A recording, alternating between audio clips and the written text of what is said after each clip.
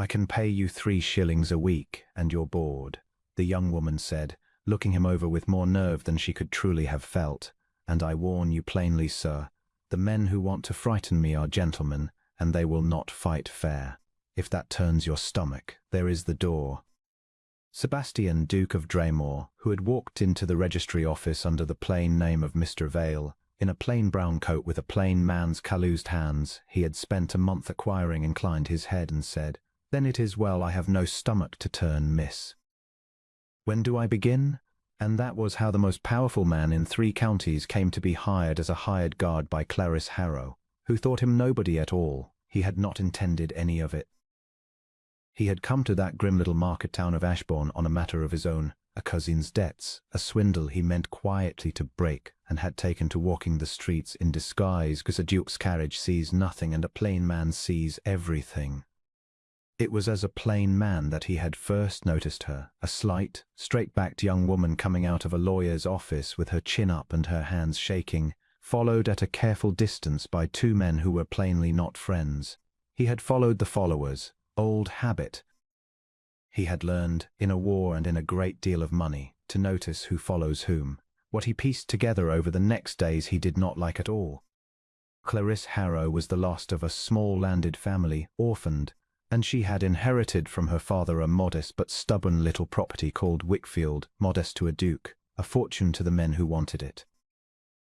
Chief among these was a Mr. Cathenrook, a smiling, well-dressed money-lender with pretensions to gentility, to whom her late father had owed money, and who had decided that the neatest way to settle the debt was to marry the daughter and swallow the land. Clarisse had refused him. And so the accidents had begun. A gate left open and her horse spooked. A stone through her window in the night. A man in the lane who put his hand to her bridle and smiled and said it would be a pity, a young lady alone, if something were to happen. She had gone to the magistrate, who happened to dine with Rook. She had gone to the lawyer, who advised her, kindly, to marry and be safe, and then she had put up a plain card in the registry office. Wanted, an able man, discreet for the protection of a lady's person and property. Sebastian could have crushed Cathenrook with a letter.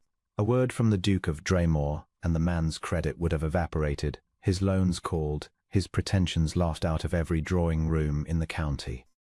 He thought about doing exactly that, riding to Ashbourne as himself, and he found, turning it over on the walk back to his inn, that he did not want to, not yet. He wanted, for reasons he did not examine closely, to be no one to her. To be simply the man who stood between her and harm because she had asked him to, and not because he was the Duke of Draymoo and could do as he pleased. He had been the Duke of Draymoo his whole life. He had never once, in all that time, been chosen by a person who wanted nothing from him but that he keep her safe. So Mr. Vale took the 3 shillings and the board. He slept in the little room over the Wickfield stable and rose before the household and walked the boundaries at dawn, learning the land the way he had learned ground before a battle. He mended the broken gate himself, and the shutter, and taught the one old groom to bar the doors properly at night. He was quiet and watchful, and he did not presume. When Clarisse gave him an order he touched his hat and obeyed it, and it cost him nothing, and something in him he had thought long since dead and curled a little in the sun of being ordinary. She watched him at first the way you watch a strange dog. Then, slowly, she stopped watching him and began simply talking to him in the evenings on the terrace while the light went, the way lonely people talk to the one safe person in their world. She told him about her father, who had been a good man and a poor one at figures. She told him about Wickfield, every field of it, in a voice that made clear she would die before she gave 1 acre of it to Cathenrook. She told him she was afraid some nights, and said it plainly, without shame, and Sebastian, who had commanded men and cowed peers and had never in his life had a woman speak to him as though he were merely another human soul she trusted, found that these evenings had become the thing he lived the day for. "You do not talk like a hired man, Mr. Vale," she said once, narrowing her eyes at him over the failing light. "You talk like a man who has read a great many books and lost a great deal." "I have read a few," he said, "and lost some things, miss. Most men have by my age. Where did you serve?" "Abroad." True enough. He had bought his own commission and led his own men and come home decorated and hollow. "I do not care to speak of it." She let it go, which was its own kindness, and he loved her a little for the letting go, and then had to sit very still for a moment because the word love had walked into his mind without knocking, and he did not know what to do with it in a plain brown coat. Catherine Rook did not care for the arrival of Mr. Vale. It became plain within a fortnight that the smiling moneylender had expected an easy siege and found instead a wall. His men no longer strolled the lanes of Wickfield unchallenged. Mr. Vale had a way of appearing, unhurried, at the moment they thought themselves unobserved, and looking at them with mild grey eyes, until remembered urgent business elsewhere. Twice Rook sent word offering to buy out the fellow's contract. Mr. Vale declined courteously and mentioned the offers to no one, and doubled the night watch. The thing came to its head on a wet October night. Sebastian had felt it coming the way he had once felt weather before a battle, a wrongness in the quiet. Rook's papers, he had learned by then through his own quiet inquiries, were rotten. The man had overlent himself in a dozen directions and needed Wickfield not for greed alone but for survival, and a cornered man is a dangerous one, so Sebastian did not sleep that night. He sat in the dark of the terrace with his back to the wall, and near midnight he heard, exactly as he had known he would, the soft scrape of men coming over the orchard wall, 3 of them, and one carrying, God help them, a lit brand shielded under his coat. They meant to burn her out.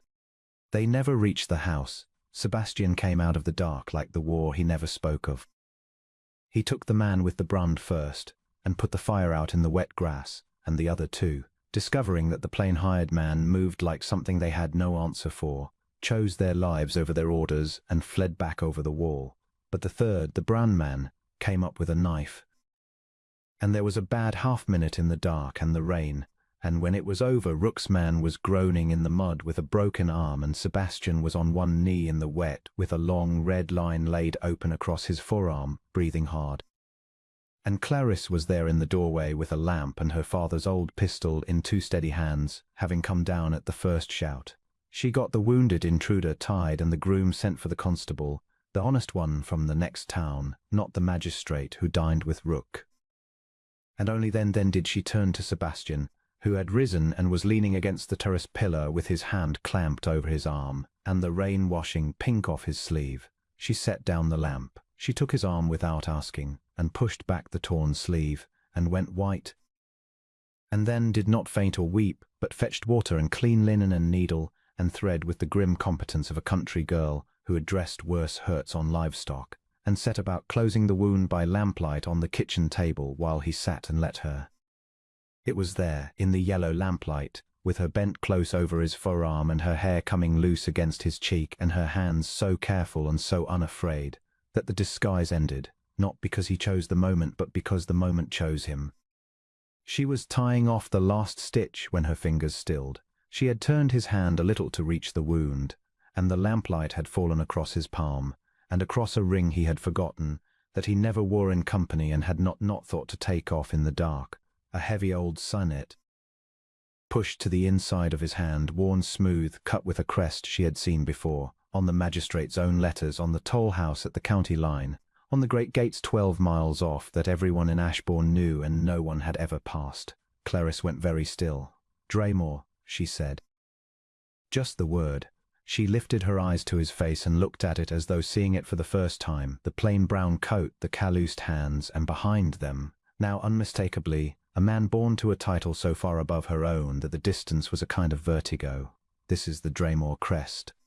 Every soul in this county knows the Draymoo crest. Her voice was not loud. That was somehow worse. "Who are you?" He might have lied even then. He found he could not, and did not want to. "My name is Sebastian," he said quietly. "I am the Duke of Draymoo. I came to Ashbourne on my own business, in disguise as I have done before, and I saw a man's hirelings following a woman in the street, and I followed them instead. And when I understood what was being done to you, I could have ended it with a letter, Clarice. One letter as myself, and Catherine Rook would be finished. I know it. I mean to write it tomorrow. The man is overlent, and I hold paper he cannot cover, and by Michaelmas he will be ruined, and you will be safe forever. I could have done it the first week." He stopped. His voice, when it went on, was not at a duke's voice at all. "I did not, because then I would have been Draymoo to you, and I did not want, God forgive me, to be Draymoo to you. I wanted to be the man you chose to keep you safe. I have been chosen for my title my whole life. You are the first person who ever chose me for nothing but my 2 hands. I could not bear to give that up. So I lied to you, and I am sorry, and I will understand if you never wish to see my face again. For a long moment she said nothing. The rain round the black window. Then she looked down at his bound arm, at the neat stitches her own fingers had set, and back up at his face, and Sebastian braced for the just and total anger of a proud woman deceived. You let a man cut you open, she said, low over a stone gate for 3 shillings a week, when you own half the county. Yes, you mended my orchard wall with your own hands. You a duke. But yes. Something in her mouth trembled, between fury and something else entirely. I told you I was afraid at night, she said. I told a duke I was afraid at night, as though he were a servant, and he touched his hat and doubled the watch and never once made me feel small for it. Her eyes filled, and she let them angrily. Do you know how rare that is? Do you know what it is, to a woman with nothing, to be kept safe by a man who wants nothing? Tell me, he said, and I will spend my life at it. Clarisse laughed, one broken breath of it, and pressed the back of her wrist to her eyes, and when she took it away she was looking at him differently, not up at a duke, and not across at a hired man, but straight at Sebastian, which was all he had ever wanted. You are a great fool, your grace, she said, and you have bled all over my clean table, and if you imagine I am going to marry Catherine Rook now that a duke has been mending my walls, you are an even greater one. I would rather, Sebastian said, taking her hand in his good one, careless of the title now, careless of everything but the warm, competent hand that had just sewn him whole. You married the duke. Catherine Rook was ruined by Michaelmas, quietly and completely, and left the county owing everyone, and was never a danger to anyone again. But that was the least of it, and Sebastian barely troubled himself to watch it done. He courted Clarisse Harrow that winter as himself, as Mr. Vale, both. For she made him promise to keep the plain brown coat, and to mend things with his own hands, and to remember, when the great house and the great title threatened to swallow him again, the man he had been for one strange autumn when a fearless girl at a kitchen table had loved him for nothing but his 2 hands.